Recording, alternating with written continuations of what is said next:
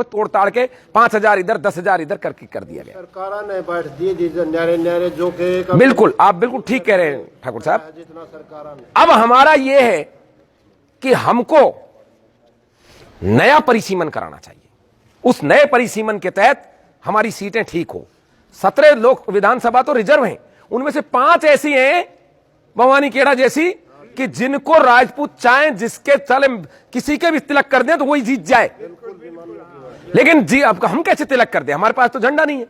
चौधरी ओम प्रकाश चौटाला ने झंडा बनाया देवीलाल जी के कहने पर और उसका नाम इनेलो है। और जब झंडा बन गया तो आपने देखा होगा कांग्रेस ने भी अपना मुख्यमंत्री भजनलाल को हटा के चौधरी भूपेंद्र हुड्डा को बना दिया। हमारे जाट भाइयों को दोनों तरफ से फायदा हुआ कि नहीं हुआ?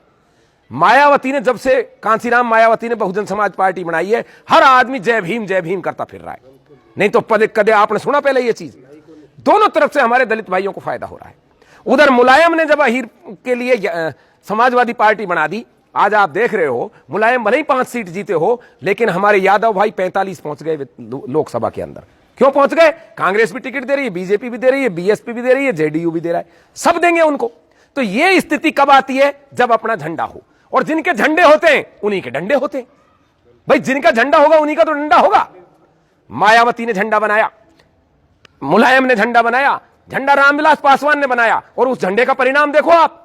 जब लोकसभा में दलित एक्ट की बात आई, सुप्रीम कोर्ट ने कहा पहले जांच फिर गिरफ्तारी, लेकिन पासवान ने लक्का ठोक दिया, बोले ना इसको बदलो और इसको कड़ा करो। और मोदी जी जैसी सशक्त सरकार को दबाव में आकर हमने देखा पिछले वर्ष उन्होंने बदल दिया उसको। यह फर्क होता है झंडे का। हमने भी बहुत बड़े बड़े आंदोलन किए, पद्मावती वाले मुद्दे पर पूरा देश का क्षत्रिय रोड पर था, इस गांव के भी थे, सभी गांवों के लोग थे। लेकिन क्या वो फिल्म रुकी? नहीं रुकी। क्यों नहीं रुकी? क्योंकि हमारा कोई झंडा ही नहीं था जो अपना डंडा खींचता। हम तो दूसरी पार्टियों के नीतियों के तहत और उनकी मैनिफेस्ट के तहत चुने जाते हैं, और उनका मैनिफेस्ट ये कहता है ठाकर को जितना कुचला जाए कुचल लो, बढ़िया रहेगा इसको कुचलने में। आज वो भंसाली फांसी पे होता यदि हमारा भी झंडा होता तो, लेकिन आज वो भंसाली हमने देखा राष्ट्रपति भवन में मोदी जी के शपथ ग्रहण समारोह में गया था, हमको चिढ़ा रहा था, क्योंकि हमारे पास ऐसा कोई इलाज नहीं है कि हम सरकार से समर्थन खींच सकें या सरकार को विवश कर सकें। 31 राजपूत है लोकसभा में, बावजूद इसके कोई भी राजपूतों का काम इसलिए नहीं कर सकता कि वो अपनी अपनी पार्टी के झंडे के तहत गए, आपके झंडे से हमारे झंडे से नहीं गए। इस सरकार में जाट भाइयों का भी झंडा है, हनुमान बेनीवाल। इसी सरकार में निषादों का झंडा है, 2 पार्टी बीजेपी से समर्थन करके 2 सांसद पहुंचा लिए उन्होंने। पासवान का है, अकाली भाइयों का है, सरदारों का, मराठाओं का है, लेकिन हमारा नहीं है। क्या हाल है? जो हमारे झंडे हुआ करते थे, लोग हमारे झंडे के नीचे लड़ते थे, आज हमारा ही झंडा नहीं है। झंडे का फर्क यह होता है, राजा मानसिंह जी और हम हकीम खान सूर दोनों अलग अलग लोगों के झंडे लेके आए। राजा मानसिंह जी किसका झंडा लेके गए? अकबर का। और हकीम खान सूर किसका झंडा लेके आए? महाराणा प्रताप का। दोनों में युद्ध होता है, यदि हकीम खान सूर जीतते हैं तो झंडा किसका पहनाया जाएगा? महाराणा प्रताप का, राजपूताना झंडा फहराया जाएगा। और मानसिंह जी जीतते हैं तो झंडा किसका फहराया जाएगा? अकबर का। अकबर सारा पिजन्या सा था, कभी महाराणा का सामना करने की उसकी हिम्मत नहीं थी, लेकिन देखो उसकी चालबाजी, झंडा थमा दिया मानसिंह जी को। मानसिंह जी ने दुनिया जीत ली, लेकिन किसके लिए जीती? अकबर के लिए। झंडा किसका टेक दिया? अकबर का। और यही कारण है कि वो सारा काल मुगल काल कहलाता है। बादशाह कौन कहलाता है? अकबर कहलाता है। ये झंडों की लड़ाई है। आज भले ही हमारे 31 राजपूत हों वहां, लेकिन वो हमारे झंडे के नहीं है, किसी और झंडे के हैं। आज ये राजपूत युवा बेरोजगार घूम रहे हैं। क्यों घूम रहे हैं बेरोजगार?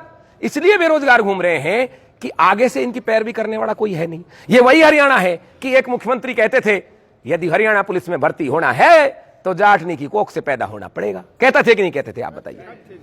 अभी क्या मतलब हुआ? ये जाटनी की कोख में जाए? भगवान ने जहां पैदा किया वहीं तो जाएगा ना आदमी। भाई ठुकरानी की कोख इनको मिली, इसमें इनकी कोई गलती है क्या? लेकिन इस चीज को आज दंड बनाकर पेश किया जा रहा है। ओम प्रकाश जी चौटाला जेल में हैं, किस खुशी में है? शिक्षक भर्ती घोटाले में, और सारे लोग उनका मजाक उड़ाते हैं। ये मजाक उड़ाने का विषय नहीं है, ये सीखने का विषय है। सीना तान कर वो कहता है कि मैंने अपने जाट भाइयों को मास्टर बनाया और मैं जेल में हूं, और जाट भाई भी सीना तान कर उसकी पार्टी को वोट देते हैं, आज भी देते हैं, चाहे भले ही बीजेपी जीती हो, लेकिन हर जगह 2-2, 3-3 लाख वोट उनकी पार्टी को मिले हैं। ये बात समझने की है। मुलायम सिंह कहते हैं मैं हर अहीर को करोड़पति देखना चाहता हूं, और कहते ही नहीं है बल्कि बना दिए। उत्तर प्रदेश में 50% एसडीएम आपको यादव जाति से मिलेंगे। और यह कहा जाता है जब किसी यादव के घर कोई बच्चा पैदा होता है, बधाई आज ही दे दो, 20 साल बाद ये एसडीएम बनने वाला है, ऐसा कहा जाता है उत्तर प्रदेश में। तो भाई ये जो मुलायम सिंह यादव है या चौधरी ओम प्रकाश चौटाला है, ये राजपूतों में कोई पैदा नहीं हो सकता क्या? क्या इन बच्चों के बारे में कोई विचार नहीं कर सकता क्या?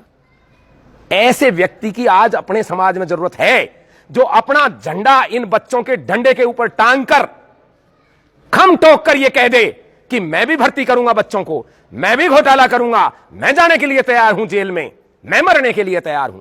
ऐसे व्यक्ति की एक दरकार है कि नहीं? यहां जरूरत है या नहीं बताइए? यदि जरूरत है तो क्या अपने पास है नहीं ऐसा व्यक्ति?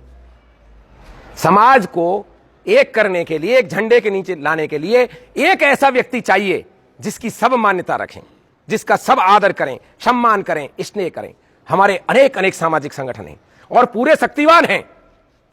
5 लाख की भीड़ इकट्ठी हो गई आनंदपाल फेक एनकाउंटर में, लेकिन कोई भी नतीजा इसलिए नहीं निकला क्योंकि हमारे पास कोई राजनीतिक शक्ति या सत्ता में हमारी भागीदारी नहीं थी।